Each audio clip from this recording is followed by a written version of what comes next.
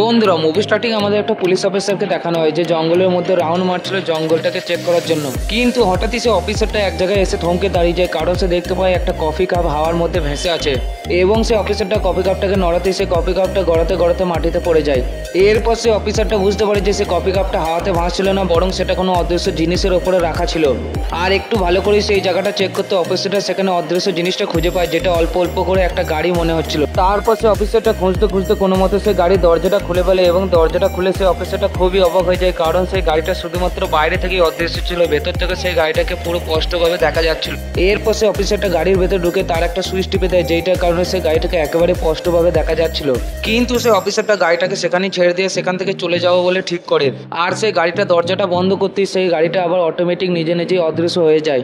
একটু পরে সেই অফিসারটা আবার সেখানে আসে এবং সেই অদৃশ্য গাড়িটাকে ভালো করে চেক করতে শুরু করে। তখন সে অফিসারটা গাড়িটাকে ভালো করে চেক করতে সে গাড়ির ভেতর থেকে একটা গুলি খুঁজে পায় এবং সেই গুলিটাকে একটা কভারের মধ্যে ভরে সে আশেপাশে এলাকার মধ্যে শুধুমাত্র একটা বাড়িকে দেখতে পায়। এরপর অফিসারটা সেই ঘরটার দিকে যেতে শুরু করে সেই গুলির ব্যাপারে জিজ্ঞাসাবাদ করার জন্য। কিন্তু ঠিক তখনই আমরা দেখি যে একটা লোক স্নাইপার গান নিয়ে সেই অফিসারের দিকে স্কোপ করে বসে আছে। বন্ধুরা, পার্ট 2 দেখুন এরপর সেই অফিসারটার সাথে কি কি হতে চলেছে। ততক্ষণ আপনারা ভিডিওটাকে লাইক করে চ্যানেলটাকে সাবস্ক্রাইব করে দাও।